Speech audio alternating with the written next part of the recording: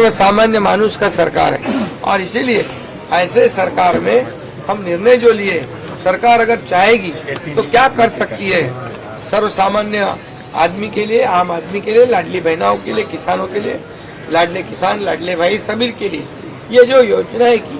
और निश्चित रूप से हमने जो किया है उसको लोगों ने प्राथमिकता दी है और आशीर्वाद भी दिए, और इसीलिए ये मैं सभी कार्यकर्ताओं को धन्यवाद देता हूँ महायुति के, जिन्होंने मेहनत की और इस मकाम तक लाया है।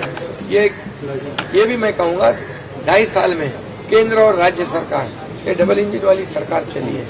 आदरणीय मोदी जी ने भी काफी सपोर्ट किया है। कितनी बार उन्होंने ये महाराष्ट्र का दौरा किया, अमित भाई जी ने भी बहुत इसमें ध्यान दिया है। हमारे सभी नड्डा जी हो, कई लोग हो, ये सभी केंद्रीय जो नेतागण हैं उन्होंने भी महाराष्ट्र को बहुत प्राथमिकता दी है। महाराष्ट्र एक बड़ा राज्य है और ये राज्य जो है ये देश में नंबर 1 का राज्य है और इसलिए इसमें ये सत्ता लाना, बल्कि लाना नहीं कि एक थम्पिंग मेजोरिटी से लाना, ये बहुत बड़ी जीत है। मैंने कहा था विधानसभा के सेशन में कि हमारे 200 से ज़्यादा सीटें आएगी, वो आज खरा साबित हुआ है। इसका भी मुझे गर्व है कि ये जनता की आवाज़ है, ये जनता की सरकार है और जनता की सरकार जनता के भले के लिए ये सरकार। फोन आ गए, अभिनंदन के फोन आ गए और मैं इतना ये भी कहूँगा कि एक हमारी टीम बनकर हमने काम किया। मैं उप मुख्यमंत्री देवेंद्र जी, उप मुख्यमंत्री अजीत दादा और हमारी पूरी टीम जो है एक ये महायुति की टीम ने काम किया और इसीलिए हमने जैसे ये पूरे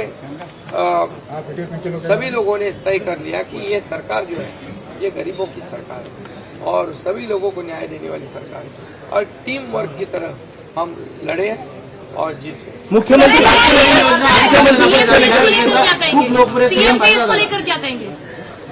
लाडकी बहीण योजना आणि शासन आपल्या दारी, ये जो हे जे 2 योजना ज्या आहेत या खूप लोकप्रिय ठरल्या आणि त्यामध्ये मग लाडके भाऊ, लाडके शेतकरी, लाडके ज्येष्ठ सगळे एक इकोसिस्टम बनवली आणि त्यामुळे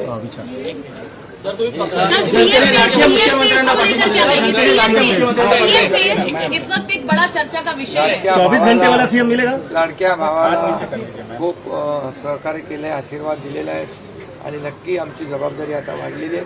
आता हे सगळे आकडे आल्यानंतर, सगळे नंबर अंतिम झाल्यानंतर आम्ही तिन्ही पक्ष एकत्र बसू आणि जो निर्णय आहे तो, जसा आम्ही समन्वयाने हा निर्णय घेतला तसा समन्वयाने निर्णय तोही होईल। ज्यादा सीट मतलब मुख्यमंत्री पद है क्या?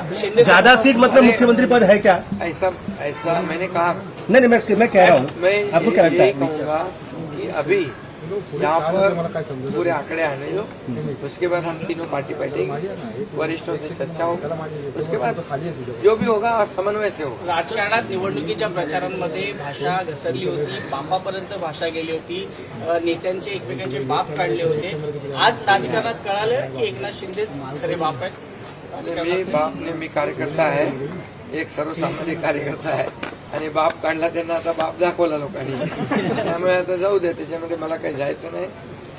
मी आपलं काम करतोय आणि काम करत आहे।